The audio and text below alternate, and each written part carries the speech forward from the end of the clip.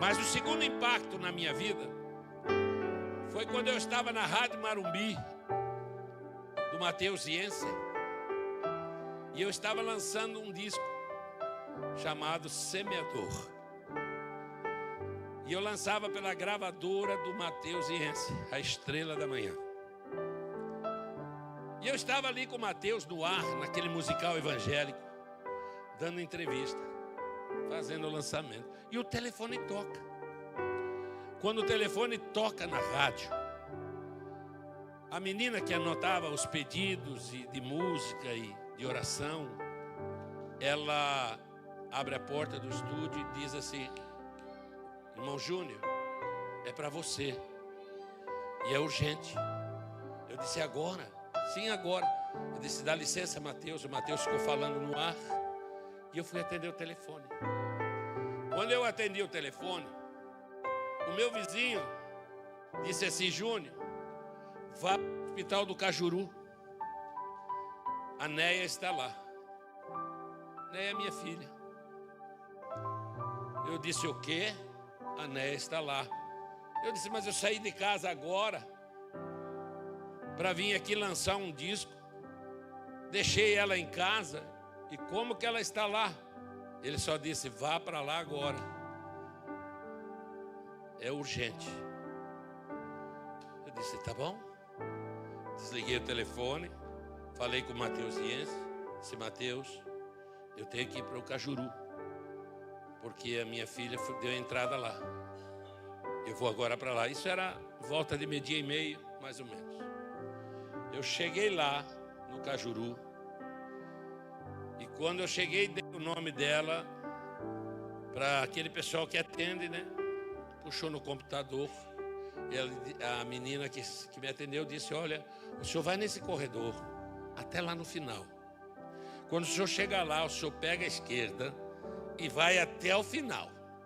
Doutor Luiz vai estar ali esperando. Eu disse: está me esperando por quê? Eu não sei, não tem informação aqui. Mas o senhor vai lá que o doutor Luiz está lá. Tá bom. Eu fui. Passei, que vocês sabem, quem conhece o Cajuru sabe que aquele hospital parece que não tem mais fim.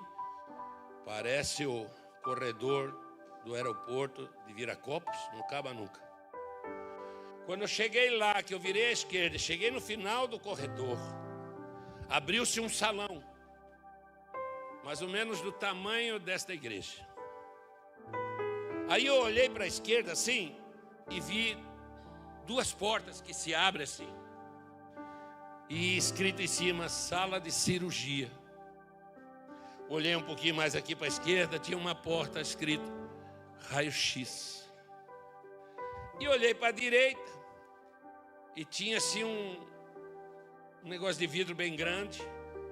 Do lado de lá estava escrito pediatria. Eu olhei de novo e vi que do lado de lá do vidro tinha uma maca. E nessa maca tinha alguém deitado e com um lençol verde por cima. E eu, como sou curioso, dei mais uma olhadinha e vi que era o pé de uma criança. Aquilo começou a dar um arrepio dentro de mim. Eu entrei por aquela portinha, fui lá, puxei o lençol de cima para ver quem era. E ali estava a Néia, minha filha. Estava morta. Aqui no pescocinho dela estava cheio de coágulos de sangue parado. A cabeça, esse lado, tinha entrado para dentro. Ela caiu numa piscina vazia, abandonada. E quando bateu com a cabeça lá embaixo, essa parte entrou para dentro. O sangue tomou conta do cérebro dela. E ela teve uma morte cerebral. E quando ela teve essa morte cerebral, eu fiquei olhando ali, olhei para os olhinhos dela e vi só o branquinho, né? Porque aí só dava para ver o branquinho, sem vida, branca, sem vida, e aquelas manchas de sangue. E nisso o doutor Luiz, mais uma enfermeira, vem correndo. E quando chega perto de mim, diz assim: pai, eu disse sim. Ele disse: calma, eu disse: eu estou calmo, doutor. Ele disse: Deus sabe o que faz. Eu disse: é verdade, Deus sabe o que faz. Os ossos aqui tudo quebrado, massa cefálica quebrada. Ele disse: olha, se ela sobrevivesse, talvez 1 mês, 2 meses, 3 meses, ela ia vegetar, sem falar. Ela quebrou a cabeça. Se uma gota de sangue pingar no cérebro de um ser humano, essa pessoa do lado que pingar, dependendo do jeito, paralisa o corpo ou paralisa uma parte do corpo. Agora imagine a sua filha, que o sangue tomou conta do cérebro. Então Deus sabe o que faz, meu filho. Deus levou para um lugar melhor.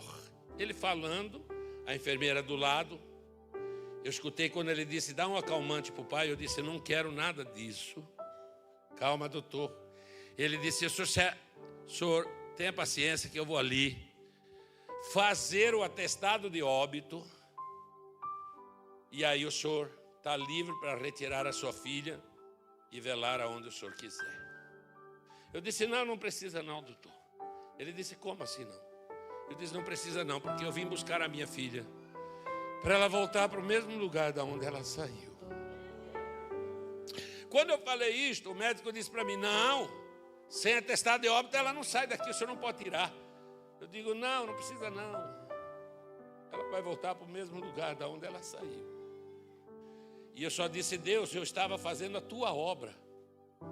Eu estava lançando um disco para a tua glória. E naquela hora, Deus me traz à memória, quando eu apresentava ela no templo, ali no Guaraituba, município de Colombo.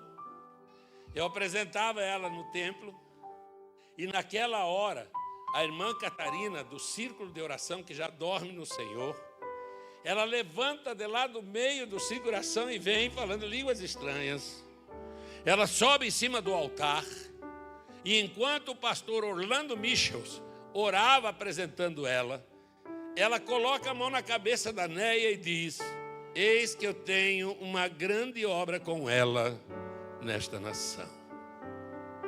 Quando Deus me traz isto à memória, eu dei um grito naquele silêncio do hospital.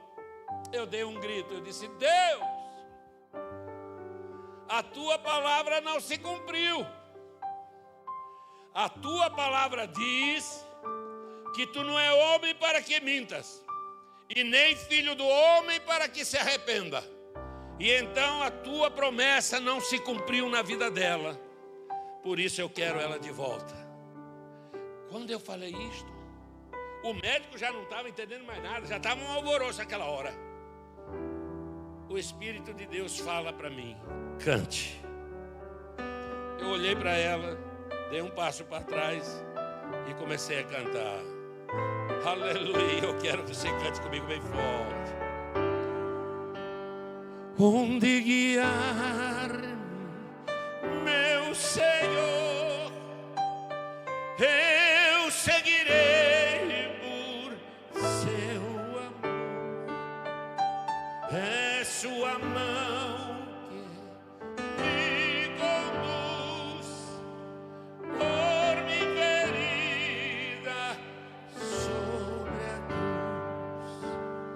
Guia-me sempre, meu Senhor, guia meus passos, Salvador. Tu me compraste sobre a cruz, rege-me em tudo, meu Jesus. O médico ficou assustado, porque vocês sabem que em hospital é um silêncio, igual o povo está agora aqui, né? Todo mundo vendo os doentes, mas ninguém fala nada. Não é que vocês são, né? Só dizendo que está o mesmo silêncio. Só que, como o salão é oval, pensa num reverb que dá a cantar.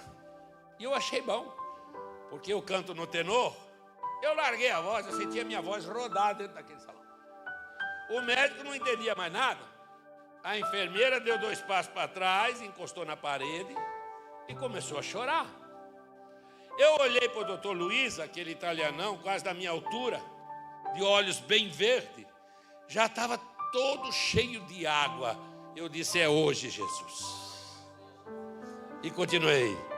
Acho prazer de seguir, descanso e paz me faz sentir, doce amigo, teu querer, gozo me traz de obedecer,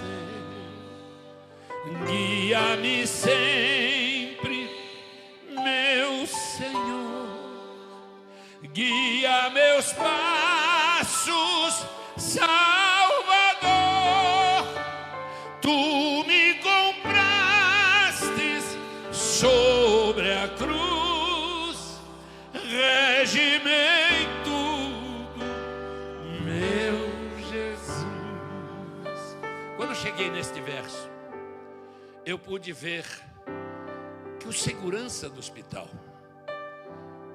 o corredor longo, agora já as pessoas que estavam nos quartos, quarto de um lado, quarto do outro, aquela multidão de gente, foram saindo dos seus quartos, os visitantes das famílias, foram enchendo aquele corredor. De repente eu escutei uma voz lá no meio daquela multidão, lá no meio daquele corredor, gritou, ei pastor, passa por aqui, libera para nós a cura. Eu disse, calma minha irmã, calma, é só Jesus resolver um probleminha aqui, que eu já vou ordenar a bênção aí. Espera aí. E nisso, no meio daquela multidão, eu vi quando segurança veio correndo. Segurança, ele devia ter a minha altura. Chapeuzinho escrito segurança, colete à prova de bala, revólver de um lado, a mansa louco do outro, butinão até no joelho, e lá vem ele. E ele vem vindo. Quando ele chega na minha frente, ele diz, ei, você é doido, é? Eu disse, por quê? Você é louco, é? Eu disse, por quê? Você não pode cantar aqui. Você está no hospital, rapaz, você é doido. Eu digo, eu vou cantar. Deus mandou eu cantar. Eu vou cantar. Ele disse, você não vai. Eu disse, eu vou. Você não vai. Eu disse, eu vou. Ele disse, eu vou te tirar daqui. Eu disse, não vai. Ele disse, eu te tiro. Eu disse, não tira. Ele disse, eu vou te tirar. E quando ele ameaçou de levar a mão em mim, eu dei um passo para trás. E disse, homem, não toque em mim. Porque se você tocar em mim, você vai morrer aqui. Ele levou a mão na arma e disse, você vai me matar? Eu disse, eu não. Mas a glória de Deus que está em mim vai matar você aqui. Quando eu falei isso, não sei de onde, sai uma enfermeira de um quarto. E lá vem ela dançando. E ela vem com os braços abertos e rodeando. E vem falando em línguas estranhas. Lá vem ela. E lá vem ela. Quando ela chegou debaixo do homem, ela botou o dedo no queixo dele e disse, homem, não toque, porque se você tocar, certamente morrerás. Eu disse, obrigado, Jesus, eu não estou mais sozinho. Sigo sem medo o meu Senhor, que me encheu do seu amor, sentindo perto a sua mão, posso cantar na escuridão. Bem forte. Guia-me sempre. O Espírito Santo vai tocar em você aqui esta noite. Ele vai tocar na tua ferida, na tua enfermidade. Vai repreender agora, em nome de Jesus. Receba. Sobre a cruz, rege-me em tudo, meu Jesus. E quando foi chegando nesse último verso, Quando foi chegando neste último verso, eu olhei para a maca e disse: meu Deus, ela continua morta. Meu Deus, é impossível. Porque aí a voz do médico começou a ecoar dentro de mim dizendo: é impossível. Uma gota paralisa, mas o cérebro dela foi tomado pelo sangue. Isso ficou falando forte dentro de mim. Eu olhei para ela com a cabeça toda quebrada e disse: é verdade, é impossível. Quando eu disse é impossível, o Espírito Santo disse: filho, lembra-te de Lázaro. Aí eu lembrei que Lázaro já estava há 4 dias na sepultura e ele já estava em decomposição. Mas no grito que Jesus deu lá de fora, ele disse: Lázaro, sai para fora. Irmãos, eu estive lá no túmulo de Lázaro. São 40 degraus para subir. Não tem como, ele estava enfaixado.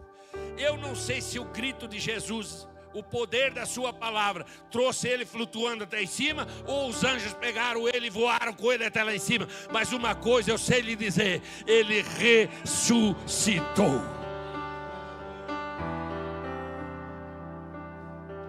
Mas o Espírito de Deus disse: cante, meu filho, para seu reino me conduz pelo jardim, pela cruz. Lá ficou morto o velho eu, lá meu espírito reviveu. Bem forte. Guia-me,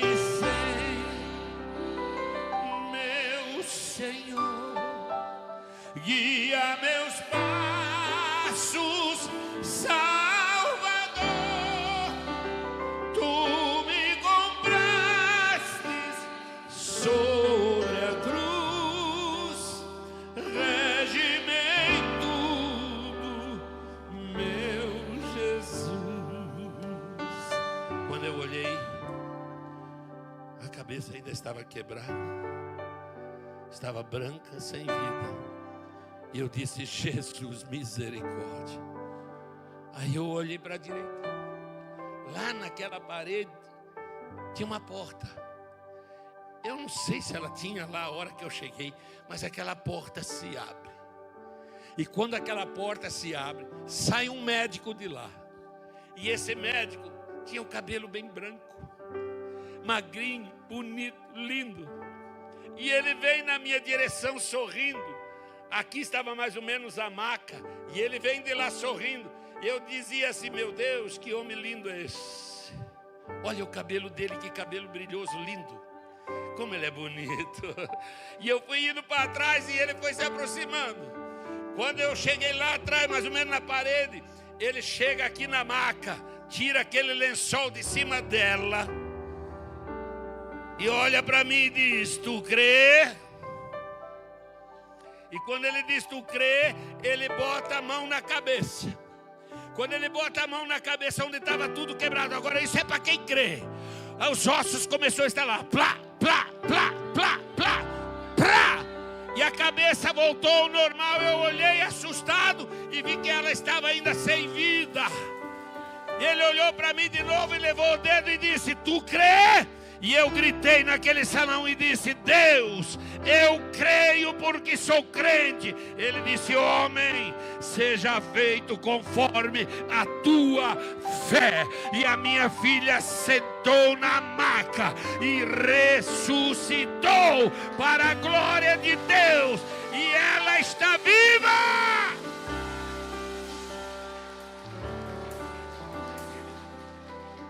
Quero apresentar minha filha. Vem cá, Neia. Aleluia. Aleluia. Aleluia. Aleluia. Ela tinha uns 4, 5 anos na época. Olha que mulher linda. Aleluia. Hoje eu tenho 2 netinhos lindos. Estão lá em cima. Corre aqui os 2, venha. Vem com a mamãe aqui, venha. Aleluia. Aleluia. Bill, vem aqui, meu filho. Você é o pai, vem cá. Não tenha medo, não. O botão não vai explodir, vem rápido, rápido. Aleluia. Aleluia. Aleluia. Aleluia. Ober. Bruno. Aqui estão meus netos. Lá vem meu genro. Aleluia. O Bill. Aleluia.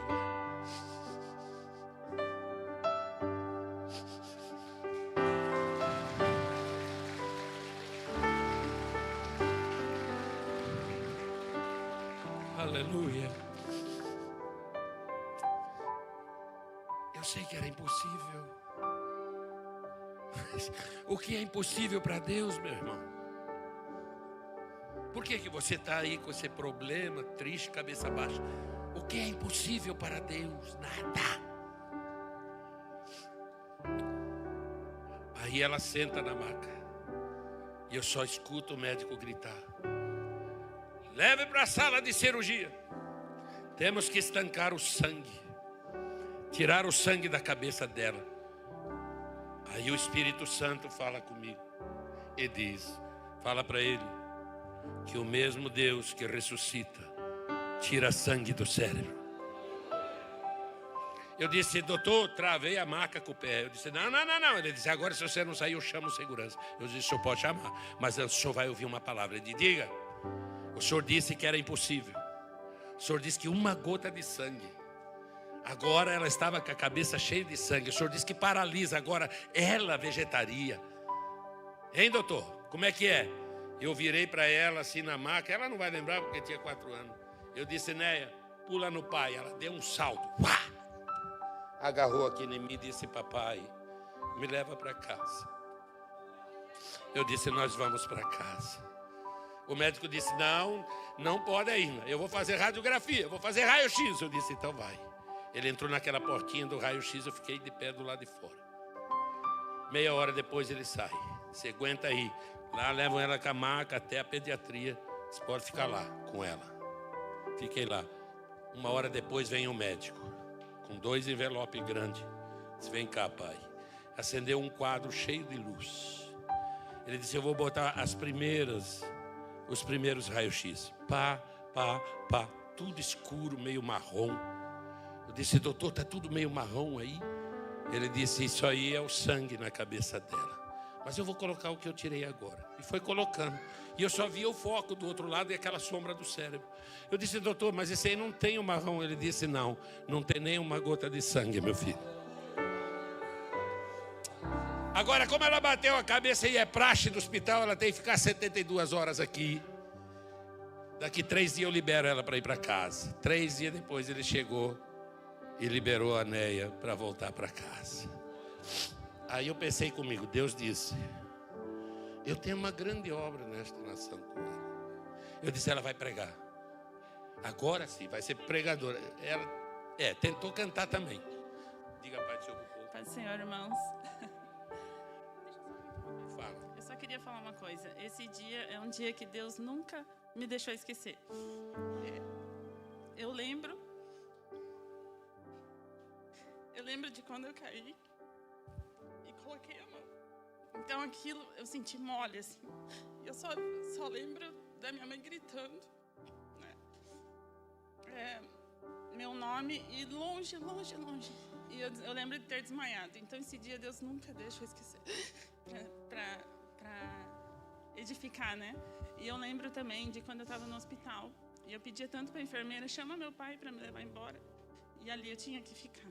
Então, são 2 momentos que Deus não tira da minha memória. E ali ela morreu. Quando eu cheguei, ela já não tinha mais vida. E ela disse que só lembra de ver uma luz longe, não é? Ela ficou entre ir para a eternidade e aqui. É como se Deus estivesse dando a mão para ela ir, e eu agarrei no pé dela e disse: não vai, Jesus, não deixa levar. E ela voltou. Mas o mais maravilhoso foi o osso voltar para o lugar, porque 3 dias depois ela está em casa sem nenhum, até hoje não tem nenhuma sequela. Você está entendendo o milagre? Você está entendendo isso? E aí eu disse: papai, agora ela vai fazer a obra. Aí passou os anos. Falei: ela não canta e não prega, né, Bill? Aí um dia eu estou orando e disse: pai, lembra daquela promessa? Prega, né? Ela te prega a mão na orelha de vez em quando. É porque lá em casa a dela é ela que manda mesmo. E eu ensinei ela a mandar. Aí o seguinte, diz assim: uai, mas aí eu estou orando, Jesus, qual é a missão? Até que o Espírito Santo falou comigo e disse: eu já fiz a obra que eu prometi. Só isso. E sabe quando o próprio Espírito revela na tua mente? Até hoje ela ganha a alma sem falar. Amém? Vocês estão entendendo? Quantas pessoas, não é mesmo, meu bem? Quantas pessoas ligam, mandam mensagem dizendo: eu estava no hospital, fui curado com a testemunha da tua filha. Eu estava com câncer, fui curado com o testemunho da tua filha. Deus fez isso na minha vida. Olha que coisa linda. Agora eu entendi porque Deus disse para Lázaro: Lázaro, fique do meu lado e não abra a boca. Porque o testemunho de Lázaro moveu todo aquele vilarejo. Só dele estar ali caladinho e o povo vê que a obra foi feita, o povo se convertia.